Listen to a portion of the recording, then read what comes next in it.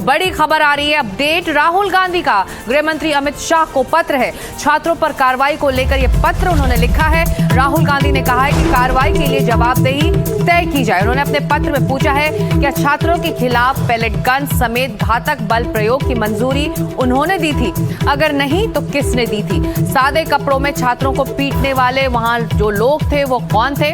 राहुल गांधी ने कहा है कि छात्रों की बात सुनी जानी चाहिए। तो पत्र लिखकर गृह मंत्री से तमाम सवाल राहुल गांधी ने पूछे हैं। उन्होंने कहा है कि छात्रों के खिलाफ जो पैलेट गन का इस्तेमाल हुआ, जो घातक बल का प्रयोग हुआ, उसको किसने मंजूरी दी थी। क्या ये गृह मंत्री ने दी थी या फिर किसी और ने?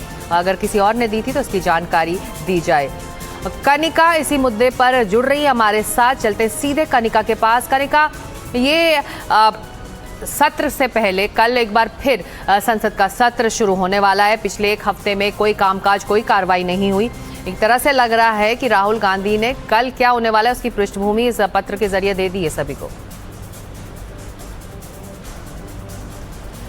देखिए, बिल्कुल जिस तरह से राहुल गांधी लगातार सरकार को कटघरे में खड़ा कर रहे हैं, लगातार पेपर लीक को जो है एक बड़ा मुद्दा बनाया जा रहा है, लेकिन बिल्कुल संसद के सत्र से शुरू होने से पहले ही राहुल गांधी ने गृह मंत्री अमित शाह को एक पत्र लिखा है और कहीं ना कहीं आगे कांग्रेस पार्टी क्या करने वाली है उस बात का जो इंडिकेशन है वो राहुल गांधी की ओर से दिया गया है। आपको याद होगा कल शाम को राहुल गांधी ने जब प्रेस कॉन्फ्रेंस की थी तो उन्होंने कहा था कि छात्रों की जीत तो हुई है, लेकिन फिर भी उन्होंने एक मांग रखी थी कि प्रधानमंत्री ने अभी तक माफी नहीं मांगी और राहुल गांधी अपनी बात पे अड़े हुए हैं। इसके अलावा वो लगातार गृह मंत्री से सवाल कर रहे हैं कि जो 20 तारीख को छात्रों के ऊपर पैलेट गन का इस्तेमाल किया गया, सिविल यूनिफॉर्म में जो दिल्ली पुलिस के अधिकारी थे या नहीं थे, उन लोगों के बारे में वो लगातार होम मिनिस्ट्री से जवाब मांग रहे हैं और साफ तौर पे गृह मंत्री से सवाल कर रहे हैं। और इसी कड़ी में आज उन्होंने गृह मंत्री को पत्र भी लिखा है जिसमें दो बड़े सवाल जो है वो राहुल गांधी ने पूछे हैं। पहला सवाल ये पूछा है कि जो 20 तारीख को दिल्ली पुलिस ने छात्रों के ऊपर एक्शन लिया, पैलेट गन का इस्तेमाल किया, उनके ऊपर लाठी चार्ज किया, क्या उसका आदेश गृह मंत्री अमित शाह की ओर से दिया गया था और अगर नहीं दिया गया था तो फिर ये कैसे हुआ। ये पहला सवाल राहुल गांधी का है। दूसरा सवाल उन्होंने ये पूछा है कि जो सिविल यूनिफॉर्म में तमाम लोग जो लाठी चार्ज कर रहे थे वो किसके आदेश पे कर रहे थे, क्या वो दिल्ली पुलिस के ऑफिसर्स थे और अगर वो थे तो किसकी जिम्मेदारी है। तो कहीं ना कहीं बिल्कुल राहुल गांधी अब लगातार गृह मंत्री को जो है कटघरे में खड़ा कर रहे हैं। तमाम सवाल जो है वो उनसे पूछ रहे हैं और कल भी राहुल गांधी ने शाम को जब प्रेस कॉन्फ्रेंस की थी तो इसी बात का जिक्र किया था। और दोनों सदनों में अब विपक्ष की रणनीति क्या होगी कनिका, इसको लेकर भी कल एक अहम बैठक होने वाली है। देखिए, बिल्कुल कल सुबह अमूमन 10:30 बजे जो है पार्लियामेंट में इंडिया गठबंधन की बैठक होती है जिसमें आगे की रणनीति चर्चा होती है और कल भी ये बैठक होगी जिसमें तमाम जो इंडिया गठबंधन के सहयोगी दल हैं उनके साथ कांग्रेस पार्टी बैठक करने के बाद ही फैसला करेगी कि अब आने वाले दिनों में संसद में कौन से मुद्दों को उठाना है। लेकिन फिलहाल कल जिस तरह से बिल पेश होने वाला है उसको लेकर भी ये तय होगा कि आगे कांग्रेस पार्टी और पूरा महागठबंधन की रणनीति क्या होगी। लेकिन फिलहाल अभी पेपर लीक को लेकर जो है तमाम जो मांगे और भी है कांग्रेस पार्टी की, उसको लेकर कहा जा रहा है कि कांग्रेस सरकार को घेर सकती है, जिसमें सबसे बड़ी बात यह है कि गृह मंत्री से जो है जवाबदेही की मांग जो है वो कांग्रेस पार्टी कर सकती है। लेकिन फिलहाल जो रणनीति है वो कल सुबह तय होगी जब संसद के सत्र शुरू होने से पहले इंडिया ब्लॉक की मीटिंग होगी। बिल्कुल, और ये अहम बैठक मानी जा रही है क्योंकि किस तरह से अपनी रणनीति पर आगे बढ़ेगी ये बड़ा सवाल बना हुआ है विपक्ष की तरफ से। और बढ़ते आगे, अगली खबर। सीजेपी और छात्रों के आंदोलन खत्म होने पर जारी इस वक्त सियासत है। राहुल गांधी बोले हैं कि हम आगे भी छात्रों के साथ खड़े रहेंगे।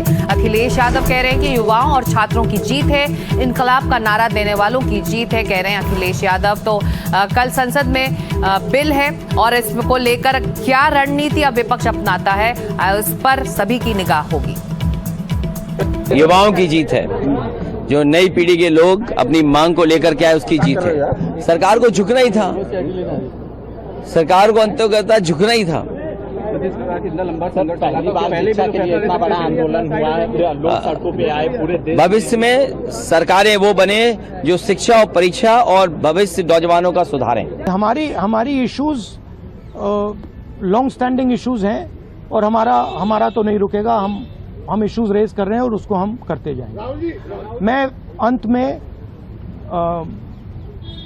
सारे के सारे स्टूडेंट्स को दिल से धन्यवाद करना चाहता हूं और मेरे साइड से जो भी उनको सपोर्ट चाहिए, जहां भी सपोर्ट चाहिए, मैं तैयार हूं। और युवाओं का प्रदर्शन तो खत्म हो चुका है, लेकिन धर्मेंद्र प्रधान के इस्तीफे पर श्रेय लेने की होड़ अब तेज होती दिखाई दे रही है। इस्तीफे के बाद समाजवादी पार्टी के पोस्टर लगे हैं। ये पोस्टर लखनऊ में समाजवादी पार्टी के ऑफिस के बाहर लगाए गए हैं। उस पोस्टर में अखिलेश यादव, डिंपल यादव की तस्वीरें लगाई गई हैं और युवाओं का आभार जताया गया है।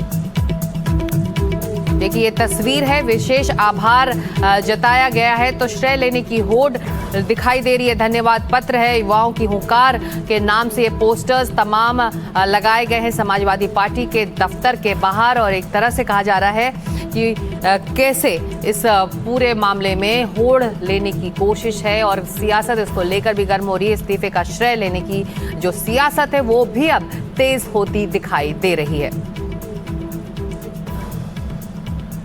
और उधर असदुद्दीन ओवैसी ने जंतर मंतर पर लंबे समय तक प्रदर्शन करने वाले छात्रों की सराहना की है। उन्होंने कहा है कि छात्रों ने अपने मजबूत इरादों और एकता के दम पर अपनी बात देश के सामने रखी। उन्होंने इसे एकजुटता की ताकत का उदाहरण बताया। साथ ही ऐलान किया कि AIMIM यूपी चुनाव